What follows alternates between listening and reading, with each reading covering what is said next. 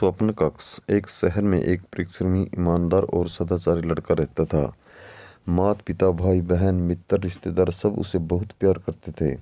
सबकी सहायता को तत्पर रहने के कारण पड़ोसी से लेकर सहकर्मी तक उसका सम्मान करते थे।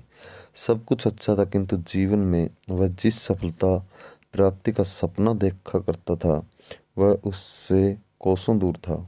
वह दिन रात जी जान लगाकर मेहनत करता, किंतु असफलता ही उसके हाथ लगती। उसका पूरा जीवन ऐसे ही निकल गया और अंत में जीवन चक्कर से निकलकर वह काल चक्कर में समा गया। क्योंकि उसने जीवन में सुकर्म किए थे, इसलिए उसे स्वर्ग की प्राप्ति हुई। देवदूत उसे लेकर स्वर्ग पहुंचे। स्वर्गलोक का अलौकिक सौंदर्य देख वह मंत्रमुग्ध हो गया और देवदूत से बोला, ये कौन सा स्थान है? ये स्वर्गलोक है। तुम्हारे अच्छे कर्म के कारण तुम्हें स्वर्ग में स्थान प्राप्त हुआ है। अब से तुम यहीं रहोगे। देवदूत ने उत्तर दिया। यह सुनकर लड़का खुश हो गया। देवदूत ने उसे वह घर दिखाया जहां उसके रहने की व्यवस्था की गई थी। वह एक आलीशान घर था। इतना आलीशान घर उसने अपने जीवन में कभी नहीं देखा था। देवदूत उसे घर के भीतर लेकर गया और एक एक कर सारे कक्ष दिखाने लगा। सभी कक्ष बहुत सुंदर थे। अंत में वह उसे एक ऐसे कक्ष के पास लेकर गया जिसके सामने स्वप्न कक्ष लिखा हुआ था। जब वे उस कक्ष के अंदर पहुंचे तो लड़का यह देखकर दंग रह गया कि वहाँ बहुत सारी वस्तुओं के छोटे छोटे प्रतिरूप रखे हुए थे। ये वही वस्तुएं थी जिन्हें पाने के लिए उसने आजीवन मेहनत की थी, किंतु हासिल नहीं कर पाया था।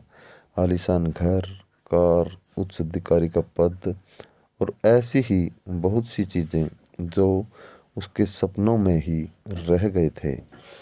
वह सोचने लगा कि इन चीज़ों को पाने के सपने मैंने धरती लोक में देखे थे, किंतु वहाँ तो ये मुझे मिले नहीं।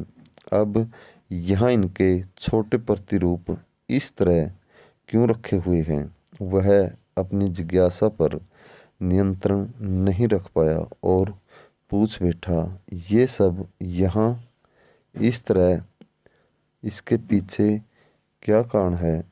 देवदूत ने उसे बताया, मनुष्य अपने जीवन में बहुत से सपने देखता है और उनके पूरा हो जाने की कामना करता है, किंतु कुछ ही सपनों के प्रति वह गंभीर होता है और उन्हें पूरा करने का प्रयास करता है। ईश्वर और ब्रह्मांड मनुष्य के हर सपने पूरा करने की तैयारी करते हैं, लेकिन कई बार असफलता प्राप्ति से हताश होकर और कई बार दृढ़ निश्चय की कमी के कारण मनुष्य उस क्षण प्रयास करना छोड़ देता है जब उसके सपने पूरे होने वाले ही होते हैं। उसके वही अधूरे सपने यहाँ प्रतिरूप के रूप में रखे हुए हैं। तुम्हारे सपने भी यहाँ प्रतिरूप के रूप में रखे हैं। तुमने अंत समय तक हार न मानी होती तो उसे अपने जीवन में प्राप्त कर चुके होते।